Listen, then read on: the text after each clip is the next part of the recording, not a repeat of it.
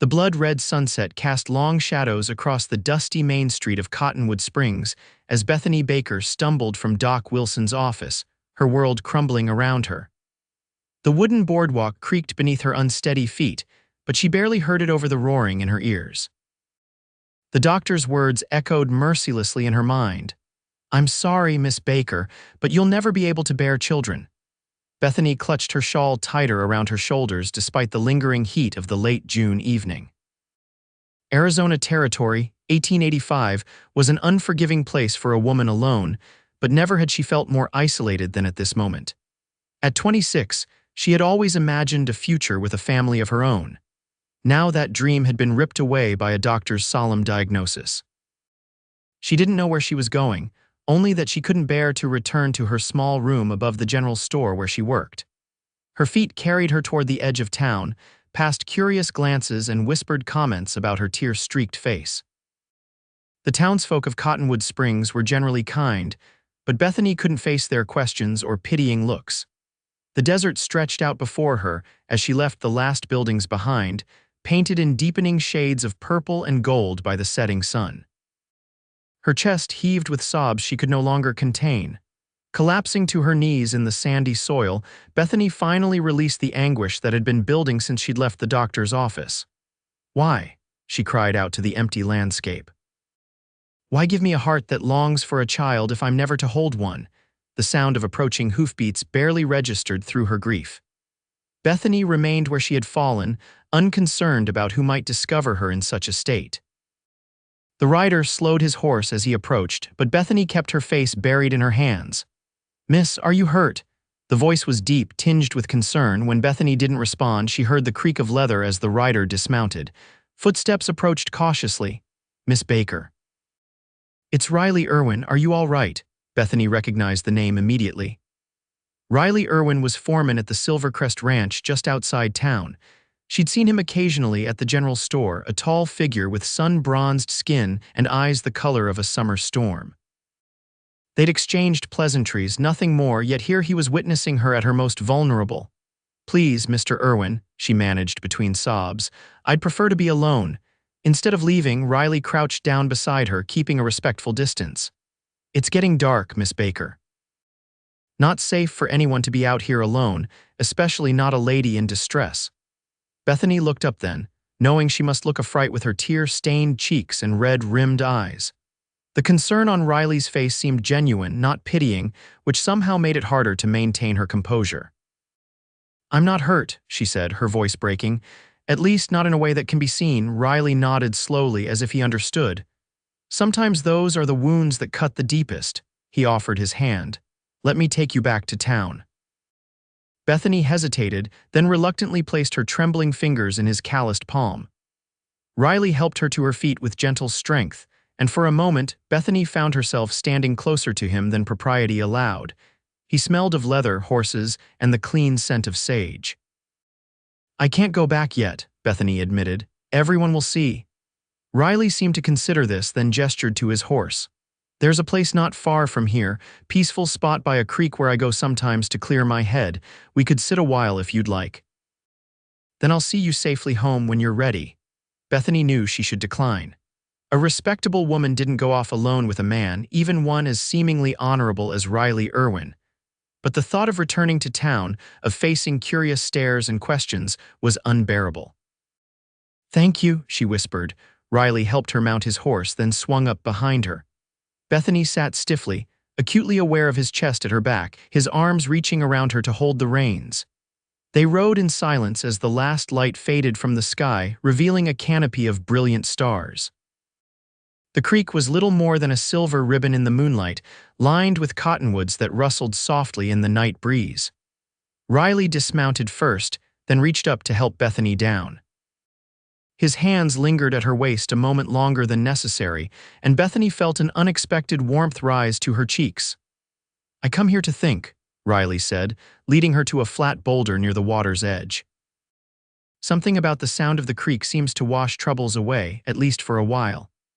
Bethany sat beside him, grateful for the darkness that hid her tear-swollen face. They listened to the gentle burble of water over stones, the occasional call of a night bird, the whisper of leaves overhead.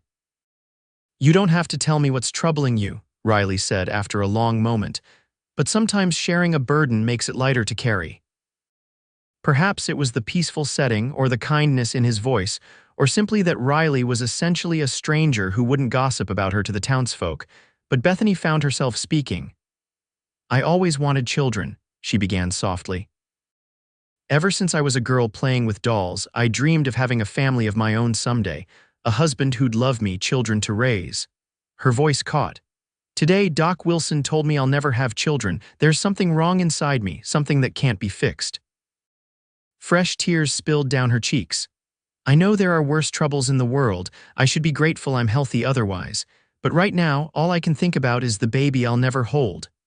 Riley was quiet for so long that Bethany wondered if she'd shocked him with her improper confession.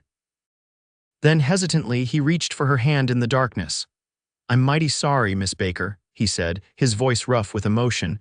That's a heavy thing to bear alone. The simple acknowledgement of her pain broke something inside Bethany.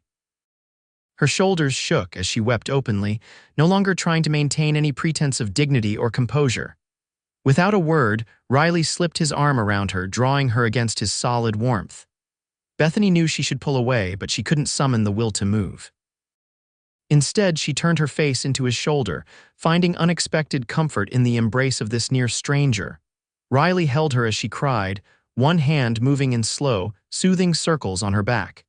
He didn't offer empty platitudes or try to minimize her grief. He simply held her strong and steady until her tears finally subsided. I'm sorry, Bethany whispered, mortified as she realized how inappropriately she'd behaved. She pulled away, wiping at her damp cheeks. I don't know what came over me. No need for apologies, Riley said gently.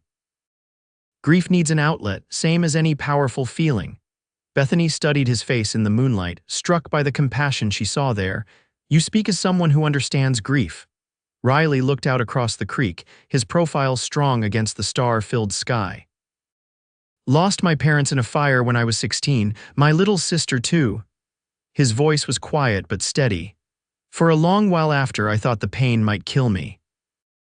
Eventually, I learned to live with it, but I still remember how it felt in those early days, like the world had ended but somehow I was still here. I'm sorry, Bethany said, understanding now why he'd shown such kindness to her. Does it ever get easier? It changes, Riley answered thoughtfully. Becomes something you carry rather than something that crushes you, and sometimes life has a way of giving back what's been taken, just in different forms than you expected. They sat in companionable silence as the creek murmured its endless song. Bethany felt strangely calm now, as if Riley's steady presence had indeed helped wash away some of her despair. We should head back before it gets much later, Riley said eventually. People might worry. Bethany nodded, though she had no one in Cottonwood Springs who would truly worry about her whereabouts. Her parents were back east, her mother writing dutifully twice a month, but never quite forgiving Bethany for leaving Philadelphia to teach at the territorial school. When the school had closed last year due to lack of funding, Bethany had taken the position at the general store rather than return east in defeat. The ride back to town was more comfortable than the journey out. Bethany found herself leaning slightly against Riley's chest, too tired to maintain her earlier rigid posture. May I call on you properly sometime, Miss Baker? Riley asked as they approached the outskirts of town. Perhaps Sunday after church, the question took Bethany by surprise. Why would you want to do that, Mr. Irwin? She felt rather than saw his smile. Because I'd like to know you better, and in a way that doesn't involve tears and moonlight, pleasant as your company has been. Despite everything, Bethany felt a small smile tugging at her lips. You have an odd definition of pleasant company, Mr. Irwin. Riley, he corrected. And I've always valued honesty over pretense. You've shown me who you really are tonight, Bethany Baker. I'd count it a privilege to see more of that person if you're willing. They had reached the general store. Riley dismounted and helped Bethany down, his hands lingering at her waist a moment before releasing her. Sunday after church, Bethany agreed softly, though I can't imagine what you see in a woman who's just confessed she can never give you children. Riley's expression grew serious. There's a lot more to a woman to anyone than whether they can have children. There's more to life too, though I know that's hard to see when you're standing in the shadow of loss. He took her hand and pressed it gently. "Good night, Miss Baker. Try to get some rest." Bethany watched him ride away, his straight figure silhouetted against the night sky. She touched her fingers to her cheek, still damp with tears but warm now with an unexpected feeling, not happiness exactly, but possibility. Something she hadn't thought she would feel again after leaving the doctor's office. As she climbed the stairs to her small room, Bethany wondered what the future might hold. For the first time since hearing Doc Wilson's devastating news, she allowed herself to think there might still be one worth living. Sunday seemed an eternity away as Bethany worked through the rest of the week. She moved through her duties at the general store mechanically, sorting inventory and helping customers while her thoughts continually drifted to Riley Irwin and their strange, intimate encounter by the creek. Several times she convinced herself she had imagined his interest. Surely a man like Riley, who could have his pick of young women in the territory, wouldn't truly be interested in her now that he knew her situation. Yet each time doubt crept in, she remembered the genuine warmth in his eyes, the gentle way he'd held her as she cried. Saturday afternoon brought Mrs. Eleanor Whitford into the store, a wealthy rancher's wife who never failed to make Bethany feel inadequate with her impeccable dress and superior attitude. "Miss Baker," she greeted with a thin smile, "I'll need a bolt of that blue calico and some thread to match." As Bethany measured out the fabric, Mrs. Whitford glanced around to ensure they were alone before leaning forward conspirationally. "I saw you the other evening, riding out with Riley Irwin," she said in a low voice. "Rather scandalous behavior for a shopgirl, wouldn't you say?" Bethany's hands stilled on the fabric. "Mr. Irwin was kind enough to assist me when I was unwell," she said carefully. Mrs. Whitford's eyebrows rose. "Indeed, and did this assistance require you to be gone for over an hour?" Before Bethany could respond, she continued, "I only mention it out of concern, my dear. Riley Irwin has quite a reputation as a heartbreaker. Ask any girl from here to Prescott." "I'm sure I don't know what you mean," Bethany said stiffly, wrapping the fabric and pushing it across the counter. "That will be $2.15. Mrs. Whitford placed the money on the counter with a patronizing smile. "Just a friendly warning, Miss Baker. Men like Riley may enjoy the conquest, but they marry women who can give them sons to inherit their land. Everyone knows that's how things work out here." The words struck Bethany like a physical blow. She managed to maintain her composure until Mrs. Whitford had left the store, then sank onto a stool behind the counter, her legs suddenly weak. Of course Mrs. Whitford was right. What man, especially one who worked the land, didn't want children to carry on his legacy? Bethany had been foolish to imagine Riley's interest went beyond pity or perhaps a momentary attraction. She should cancel their meeting tomorrow, spare herself the inevitable disappointment when he realized there was no future with a barren woman. Bethany was still wrestling with these thoughts when the store owner, Mr. Collins, returned from his errands. "You're looking peaked, Miss Baker," he observed with kindly concern. "Why don't you leave early today? Saturday afternoons are usually quiet and I can manage." Grateful for the unexpected reprieve, Bethany thanked him and slipped out the back door to avoid walking down the main street. The fresh air helped clear her head somewhat, and she found herself walking toward the small church at the edge of town. The whitewashed building stood empty and peaceful in the late afternoon sun. Bethany let herself in, relishing the cool dimness after the brightness outside. She sat in a back pew, not to pray exactly, but to think in a place that had always brought her comfort. "Miss Baker," the soft voice startled her. Bethany turned to see Reverend Thomas approaching from the small study adjoining the church. "I'm sorry to disturb your solitude," he said with a gentle smile. "I was just preparing tomorrow's sermon. Please don't apologize, Reverend. I didn't mean to intrude. The Lord's house is never intruded upon by those seeking peace." He sat beside her, maintaining a respectful distance. "Something troubles you?" Bethany hesitated, then nodded. "I've received difficult news recently about my future." "I see." The Reverend's kind eyes held no pressure for her to elaborate. "Would you like to talk about it, or would you prefer I leave you to your thoughts?" "I've been told I cannot have children," Bethany said quietly, "and I'm struggling to understand why God would create such a longing in me if it was never to be fulfilled." Reverend Thomas nodded thoughtfully. "A profound question, and one I cannot claim to have a simple answer for." He folded his hands in his lap. I believe God's plans for us often unfold in ways we cannot anticipate. The road we think we're meant to travel may not be the one He has prepared. But what other road is there for a woman? Bethany asked, unable to keep the bitterness from her voice. We're taught from childhood that our purpose is to be wives and mothers. Perhaps that teaching is more human than divine, the Reverend suggested gently. The Bible speaks of many women who served God's purpose in different ways. Deborah was a judge and leader. Lydia was a successful merchant. Phoebe served the early church. None are primarily remembered as mothers. He smiled kindly. I'm not suggesting motherhood isn't a blessed calling, it certainly is, but it's not the only way a woman's life can have meaning and purpose, even out here. Bethany gestured vaguely, indicating the territory beyond the church walls. In a place where a woman's worth seems measured by the sons she can provide, especially out here, Reverend Thomas said firmly, this land needs nurturing spirits of all kinds. Teachers, healers, those who build community. Children need more than just biological parents to help them grow. Bethany considered his words. I've seen Riley Irwin in your congregation. Do you know him well? If the Reverend was surprised by the apparent change in subject, he didn't show it. Riley is a good man, lost his family young, worked hard to make something of himself.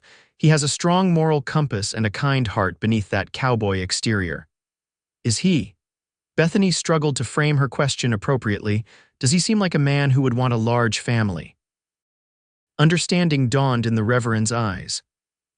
Riley has never spoken to me specifically about his hopes for family, but I know he values connection and belonging above all else. His ranch hands are treated like family, not hired help. He paused. If I may be so bold, I think Riley Irwin would value a true partnership over any specific notion of what a family should look like. The Reverend stood, placing a gentle hand on Bethany's shoulder. Whatever path you choose, Miss Baker, remember that your worth is not diminished by what your body can or cannot do. You are fearfully and wonderfully made, just as you are. Bethany left the church feeling somewhat lighter. Reverend Thomas's words hadn't erased her grief, but they had offered a different perspective, a possibility she hadn't considered in her shock and sorrow. Back in her room, Bethany took special care with her appearance the next morning. She chose her best dress, a simple but becoming gown of sage green that brought out the gold flecks in her hazel eyes. Her honey brown hair she arranged in a style more elaborate than her usual practical bun. The Sunday service passed in a blur.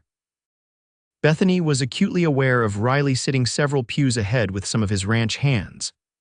Once he turned and caught her eye, offering a small smile that sent an unexpected flutter through her chest. After the final hymn, congregants spilled out onto the church steps, chatting in the warm morning sunshine. Bethany lingered near the back, suddenly nervous about the promised meeting. Miss Baker. Riley's deep voice behind her made Bethany's heart skip. She turned to find him standing closer than she'd expected, hat in hand, his dark hair slightly rumpled.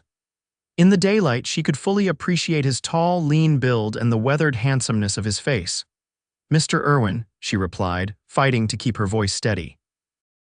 I was thinking we might take a walk, if you're agreeable, Riley suggested.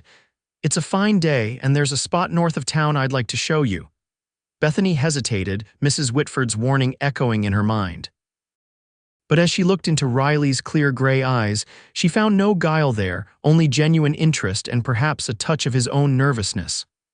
I'd like that, she decided, pushing her doubts aside. They walked past the curious glances of townspeople, making small talk until they were beyond the last buildings. The landscape opened before them, rolling hills dotted with mesquite and palo verde trees, distant mountains shimmering in the heat. I appreciated your kindness the other night, Bethany said when they were truly alone, but I would understand if, upon reflection, you've reconsidered your interest. Riley looked at her quizzically. Why would I have done that? Bethany took a deep breath. Mrs. Whitford mentioned that men in the territory look for wives who can give them sons to inherit their land. I wanted to spare you the awkwardness of having to withdraw your attention once you'd had time to consider what my condition means. Riley's expression darkened. Mrs. Whitford should mind her own business, he said sharply. Then, in a gentler tone, Bethany, I asked to see you again because I enjoy your company and want to know you better, not because I'm assessing your fitness as a brood mare. The blunt statement startled a laugh from Bethany. Well, when you put it that way, it does sound rather ridiculous. It is ridiculous, Riley agreed, his mouth curving into a smile that transformed his serious face. I won't pretend I haven't thought about having children someday, but there are many ways to make a family. They crested a small hill, and Bethany gasped at the view that opened before them. A small valley stretched below, greener than the surrounding landscape thanks to a stream that wound through it. Wildflowers dotted the grass in splashes of yellow, purple, and red. It's beautiful, Bethany breathed. This is my land, Riley said, a note of pride in his voice. Not the ranch where I work that belongs to Mr. Silverstein. This is mine, all 40 acres of it. I've been saving for 3 years to buy it and finally took ownership last month. He gestured toward a partially constructed building near the stream. That's going to be my home. It's slow work, building it myself on Sundays and evenings, but it'll be worth it when it's done. Bethany studied the foundation and the beginnings of walls. You're building it alone.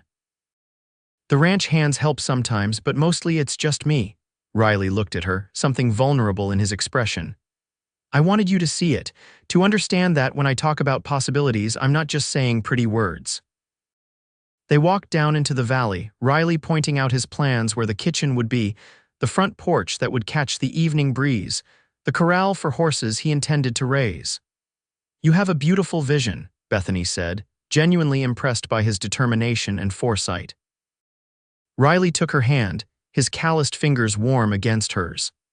Bethany, I know we've only just begun to know each other, but I feel a connection to you I can't explain. When I saw you that night, crying alone in the desert, something told me you were important, that I needed to stop. His honesty touched Bethany deeply. I feel it too, she admitted. But I'm afraid, Riley, afraid of hoping for something that might not be possible. All I'm asking is that we give ourselves time to discover what might be possible, Riley said, his thumb tracing gentle circles on her palm. No expectations, no promises, yet just time together to see where this feeling leads. Looking into his earnest face, Bethany found she couldn't refuse, despite her fears, despite the warnings from Mrs. Whitford and her own inner voice of caution. She wanted to explore the connection that had sparked between them that night by the creek. I'd like that, she said softly. Riley's smile was like sunrise breaking across his face. Still holding her hand, he led her to a spot beside the stream where he'd laid out a simple picnic: bread, cheese, apples, and a jar of honey. You planned this, Bethany said, touched by his thoughtfulness. Hoped for it, Riley corrected, spreading a blanket on the grass. But I would have understood if you'd said no. They ate in companionable conversation, learning the outlines of each other's lives. Riley told her about growing up in Missouri, losing his family, working his way west as a drover before settling in Arizona territory. Bethany spoke of her sheltered upbringing in Philadelphia, her desire to see more of the world, the teaching position that had brought her west. Do you miss teaching? Riley asked, offering her an apple slice. Every day, Bethany admitted. The school closed for lack of funds, but there are still children in Cottonwood Springs who need education. Some of the ranchers' children, the miners' families, they have no access to proper schooling. Riley considered this. The town's growing. Perhaps it's time to reopen the school. It would take money, community support, Bethany sighed. Mr. Collins is kind to employ me at the store, but I feel I'm not using my true skills. You could teach here, Riley said suddenly, gesturing to the valley around them. Once the house is built. There's plenty of room for a schoolroom addition or even a separate small schoolhouse. The ranch children could come, and any from town whose parents would bring them. The idea caught Bethany by surprise. You've only just met me, and you're already planning to accommodate my teaching aspirations. Riley looked sheepish. I get ahead of myself sometimes. When I see a possibility, I tend to run with it. He met her eyes. But yes, I could see that happening here if things between us develop. The rest of the afternoon passed swiftly as they explored the property together, Riley pointing out his plans. Bethany occasionally offering suggestions that he considered with genuine interest. By the time they started back toward town, the sun was lowering toward the western mountains, casting the landscape in golden light. May I see you again on Wednesday evening? Riley asked as they approached the outskirts of Cottonwood Springs. "I could take you to dinner at the hotel restaurant." A proper courting outing in full view of the town, Bethany felt both thrilled and nervous at the prospect. "I'd like that very much." Riley walked her to the door of the general store where stairs at the back led up to her small apartment. He took her hand and pressed it gently. "Thank you for today, Bethany. Thank you for showing me your land," she replied. "It's a special place." Something passed between them in that moment, a recognition, a possibility, a future not yet formed but suddenly imaginable. Then Riley tipped his hat and turned to go, leaving Bethany to climb the stairs with a lighter heart than she had carried in many days. The following weeks passed in a blur of stolen moments and proper outings. Riley called on Bethany regularly, taking her to dinner, escorting her to church, bringing her small, thoughtful gifts, a book of poetry, wildflowers gathered from his valley, a delicate handkerchief purchased from a traveling peddler. With each meeting, Bethany felt herself falling deeper. Riley was everything she'd never known. She wanted strong yet gentle, decisive yet willing to listen, traditional in many ways yet refreshingly open-minded in others. He treated her as an equal, valued her opinions, and never once made her feel that her inability to bear children diminished her worth. On a warm evening in late July, they sat together on the partially built porch of Riley's house, watching fireflies dance above the grass as twilight deepened. Riley had been working on the house all day, and though he'd washed up before collecting Bethany from town, he still smelled faintly of sawdust and honest sweat. "I've been thinking," Riley said, breaking a comfortable silence. "The roof will be on by the end of August, and the interior finished enough for living by October. Not fancy, mind you, but sturdy and weathertight." Bethany nodded, admiring how much progress he'd made in recent weeks. Several of the ranch hands had been helping more regularly, and the structure was quickly taking shape. "What I'm trying to say," Riley continued, his voice taking on a nervous quality Bethany rarely heard, "is that I'd like it to be our home, not just mine.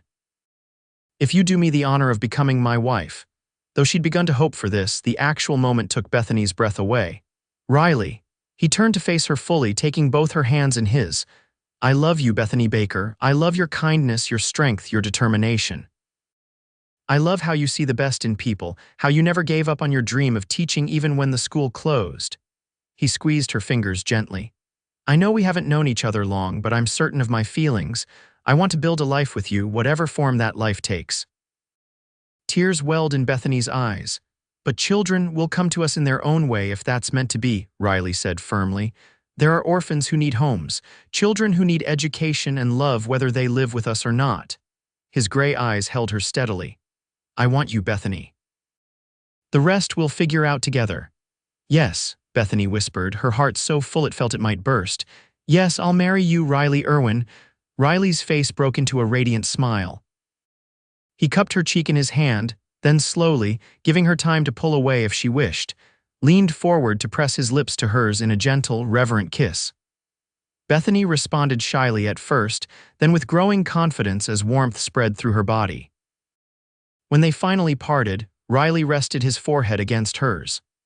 "We'll announce it at church on Sunday," Bethany nodded, too happy for words. The news of their engagement spread quickly through Cottonwood Springs. Most reactions were positive congratulations from customers at the store, a blessing from Reverend Thomas, sincere good wishes from Mr. Collins, who seemed genuinely pleased for Bethany despite knowing he would soon need to find a new clerk. Not everyone was supportive, however. Mrs. Whitford made a point of visiting the store when Bethany was working alone. "So," she said without preamble, "you've managed to secure Riley Irwin. I must say I'm surprised given your situation." Bethany straightened her shoulders. "Riley and I love each other, Mrs. Whitford. We're building a future together." "A future without children," Mrs. Whitford said with exaggerated sympathy. "How terribly sad. I wonder how long his devotion will last when he realizes what he's sacrificed for you." The words stung, despite Bethany's determination not to let them. "Riley knows what our marriage means, Mrs. Whitford. We've discussed it openly." "Men say many things when they're in the throes of infatuation," Mrs. Whitford replied dismissively. "Reality has a way of changing their tune." She leaned closer, lowering her voice. My Henry had a cousin who married a barren woman. Do you know what happened? Within 3 years, he was keeping a mistress in the next town over, had 3 children with her that his wife pretended not to know about. Bethany felt ill at the cruel insinuation. Riley is not that kind of man. All men are that kind of man when denied what's rightfully theirs, Mrs. Whitford insisted. I'm only telling you this for your own good, my dear. Better to end it now than face the humiliation later. After Mrs. Whitford left, Bethany tried to shake off the poisonous words, but they clung to her thoughts like burrs. What if the woman was right? What if Riley's love couldn't withstand the reality of a childless marriage? What if, years from now, he grew to resent her for what she couldn't give him? These doubts festered over the next few days, casting a shadow over what should have been a joyful time. Riley noticed her distraction when he came to take her for a ride on Saturday afternoon. Something's troubling you, he said as they rode out toward his land. Has been since midweek. Will you tell me what it is? Bethany hesitated, not wanting to repeat Mrs. Whitford's ugly insinuations. But she and Riley had promised honesty between them, and these doubts would only grow if left unaddressed. Mrs. Whitford came to the store, she began hesitantly. She said some things that upset me, Riley's jaw tightened. That woman has a tongue like a rattlesnake. She suggested you would come to resent me for not being able to give you children, Bethany said in a rush, that you might seek companionship elsewhere. Riley reined his horse to a stop so abruptly that Bethany's mount halted beside his. His expression was thunderous. Eleanor Whitford has no right to speak to you that way, he said, his voice low with anger, and no understanding of who I am or what I value. She made me doubt, Bethany admitted in a small voice. Not you exactly, but whether what we're planning is fair to you. Riley dismounted and came to help Bethany down from her horse. Instead of releasing her once her feet touched the ground, he kept his hands at her waist, looking down into her face with fierce intensity. Listen to me, Bethany Baker, I love you. I want to marry you, to build a life with you, to wake up beside you every morning and fall asleep next to you every night. That's what matters to me. His eyes held hers without wavering. Would I have liked children of our own? Yes, I won't deny that. But there are many ways to nurture the next generation without physically bringing them into the world. He took her hands in his. I promise you now, and I'll promise again before God and witnesses on our wedding day, that I will be faithful to you in every way. I would never betray you as Mrs. Whitford suggested. Tears welled in Bethany's eyes at the earnestness in his face. I believe you, she whispered. I do, but sometimes I wonder if you're sacrificing too much for me. It's not a sacrifice to choose the woman I love, Riley said simply. It's a privilege. He drew her into his arms then, holding her close as if to physically dispel her doubts. Bethany relaxed against his solid strength, letting his steady heartbeat reassure her in a way words alone couldn't. I have something to show you, Riley said after a moment, releasing her but keeping hold of her hand. I was going to wait until more progress had been made, but now seems like the right time. He led her toward his house, which had advanced considerably since her last visit. The roof was partially completed, the windows installed, and the interior walls framed out. Riley guided her through what would be the front door, pointing out the parlor and kitchen spaces, then led her down a short hallway to a room at the back of the house. This will be our bedroom, he said, gesturing to the framed space. Then he indicated a smaller adjoining room, and I thought this could be a nursery eventually. Bethany's heart constricted. A nursery. For whatever children may come to us, Riley explained. Whether they're orphans needing a home or students who need a place to stay during the week because they live too far to travel daily to your school. He squeezed her hand. I meant what I said about there being many ways to make a family. Bethany looked around the small room, imagining it filled with a child's belongings, echoing with young voices. Not her biological children, perhaps, but children who needed love and guidance just the same.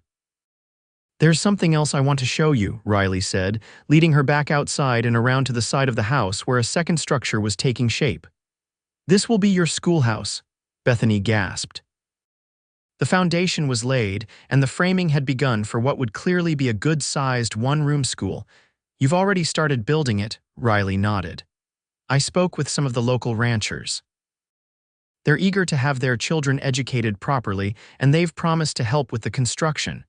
Mr. Thompson even donated the glass for the windows. Deeply moved, Bethany walked around the foundation, envisioning rows of desks, a blackboard, shelves of books. "You've done all this." "For me, for us," Riley corrected gently. "For the life we'll build together, and for the children of this valley who deserve an education." In that moment, any remaining doubts Bethany harbored melted away. This man, this remarkable man, had listened to her dreams and made them part of his own. He wasn't just accepting her limitations, he was embracing her strengths and creating a future that honored both. "I love you," she said, the words seeming inadequate for the depth of emotion she felt. Riley's smile was tender as he drew her into his arms. "And I love you, my Bethany, always will." Their wedding took place in early September, a simple ceremony in the whitewashed church, followed by a celebration under the cottonwood trees behind Reverend Thomas's home. The entire town turned out, even Mrs. Whitford, though she maintained a sour expression throughout the festivities. Bethany wore a new dress of pale blue silk, ordered specially from Tucson, with tiny pearl buttons and delicate lace at the collar and cuffs. Riley looked almost uncomfortable in his new suit, but his eyes never left Bethany as they spoke their vows, his voice steady and sure as he promised to love and cherish her for all their days. They spent their wedding night in the finest room at Cottonwood Springs' small hotel, both nervous but eager to begin their life together in every way. Riley's tenderness as a lover matched his character as a man, gentle yet passionate, attentive to Bethany's comfort and pleasure. By morning, any lingering awkwardness between them had dissolved into a new intimacy that left Bethany feeling both cherished and emboldened. The next day, Riley drove Bethany home to their nearly completed house in a wagon laden with wedding gifts and her personal belongings. Though the interior still needed work, the bedroom was finished enough for occupancy, and the kitchen had a functional stove and table. "Welcome home, Mrs. Irwin," Riley said, lifting her down from the wagon. Bethany laughed as he swept her into his arms to carry her across the threshold. "I believe I can walk perfectly well. Humor me," Riley said, grinning as he set her down in what would be their parlor. "It's not every day a man gets to carry his bride into their home for the first time." The following weeks were a blur of activity as they settled into married life while continuing to finish the house. Bethany learned to cook on the temperamental stove, arranged and rearranged their meager furniture, and planted a small herb garden outside the kitchen door. Riley worked from dawn to dusk, splitting his time between his foreman duties at the Silvercrest Ranch and completing their home. In October, just as the desert's summer heat finally began to relent, the schoolhouse was finished enough to use. Word had spread through the surrounding ranches and farms, and on the first day of school, 15 children ranging in age from 6 to 16 arrived on horseback, in wagons, or on foot. Bethany stood in the doorway of her schoolhouse, watching them approach with a lump in her throat.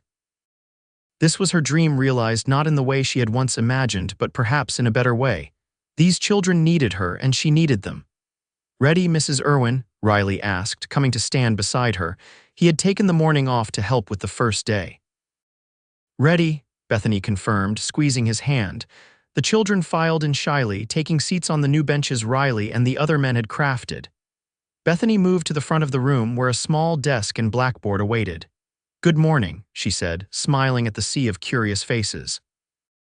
"I'm Mrs. Irwin, and I'll be your teacher. Welcome to our school." As the weeks passed, Bethany found herself falling in love with each of her students. There was Tommy Williams, quick with numbers but struggling with letters. Sarah Johnson, so shy she could barely whisper but who wrote beautiful compositions.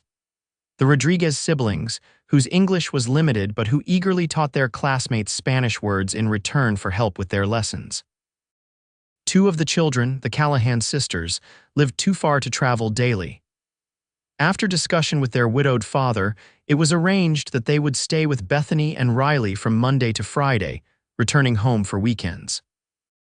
The nursery room was quickly furnished with twin beds and a small dresser for the girls' belongings. "Is it strange?" Riley asked one evening as they prepared for bed, the sounds of the Callahan girls' soft breathing coming through the partially open door between the rooms. Having children in the house this way, Bethany considered the question. "Not strange," she said finally. Different than I imagined, perhaps, but right somehow. They need us and I need them. Riley drew her into his arms, pressing a kiss to her forehead. They adore you, you know. Mary told me yesterday that you're the best teacher in the whole territory. She's 9, Bethany laughed. I doubt she's conducted an extensive survey. Still, Riley insisted, you're making a difference in their lives, in all their lives. Over the next 2 years, the school grew to 28 pupils as more families moved into the area. The arrangement with the Callahan girls continued, and occasionally other students stayed for shorter periods when weather or family circumstances warranted. Bethany's days were full of teaching, her evenings occupied with grading, planning lessons, and the normal tasks of running a household. Riley's work evolved as well. He continued as foreman at the Silvercrest Ranch, but also began raising horses on their own land, developing a reputation for quality stock that commanded good prices. The house was completed and expanded, with a larger kitchen and a covered porch that wrapped around 2 sides. Their marriage deepened with time, growing from the first flush of love into a solid partnership built on mutual respect and unwavering support. Riley never once expressed regret about their childless state, though Bethany occasionally caught him watching the Callahan girls with a wistful expression that made her heart ache. The winter of their 3rd year brought unusually heavy rains to the territory, turning the normally dusty landscape lush and green, but also causing flooding in low-lying areas. One stormy evening, just as Bethany was serving dinner to Riley and the Callahan sisters, a pounding at the door startled them all. Riley opened it to find a drenched and desperate-looking Mexican man supporting a heavily pregnant woman who appeared barely conscious. "Por favor, señor," the man said urgently.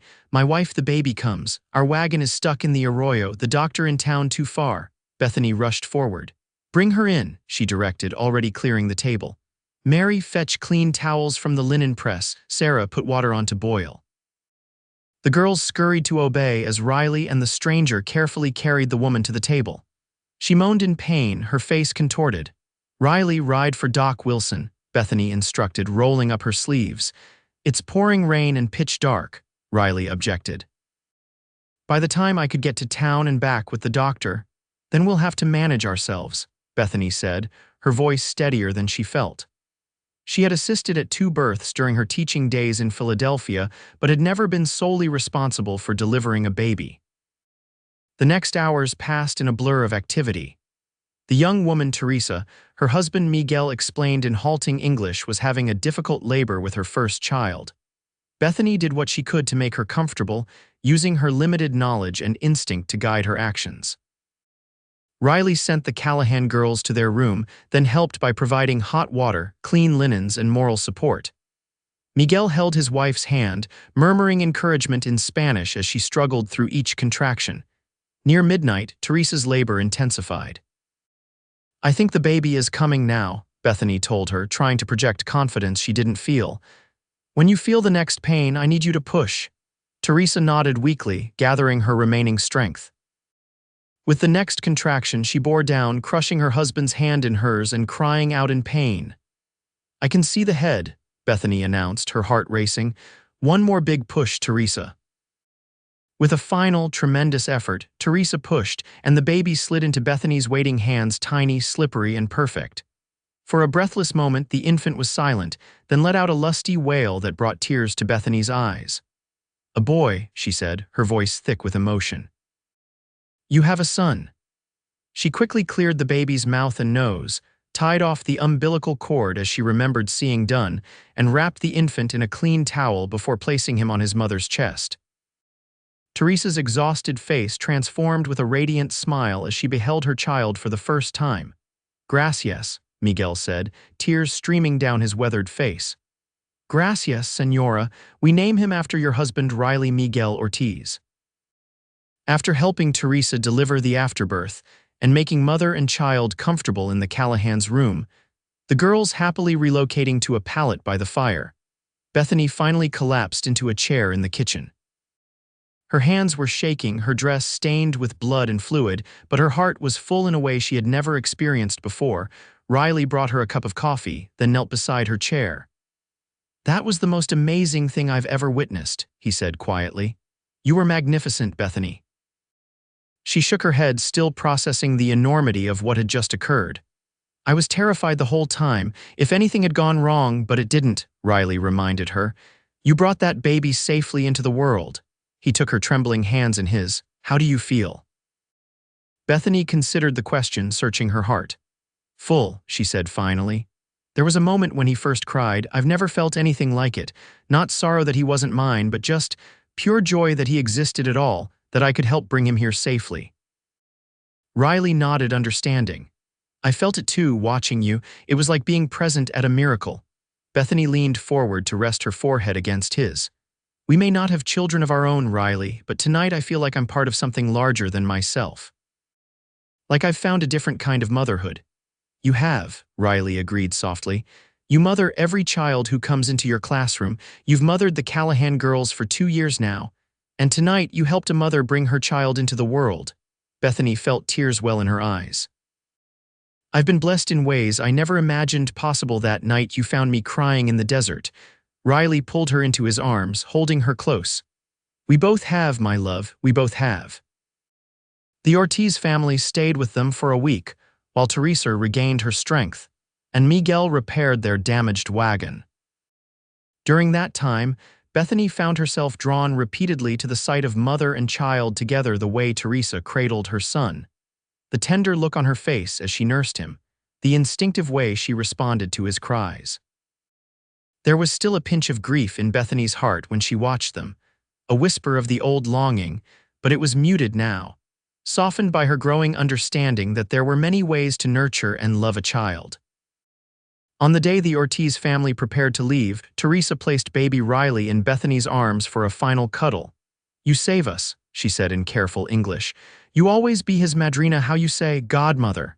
She pressed a small silver medallion into Bethany's hand. Saint Anne, patron of mothers. For you who are mother in your heart, Bethany's throat tightened with emotion. Thank you, I'll treasure it always.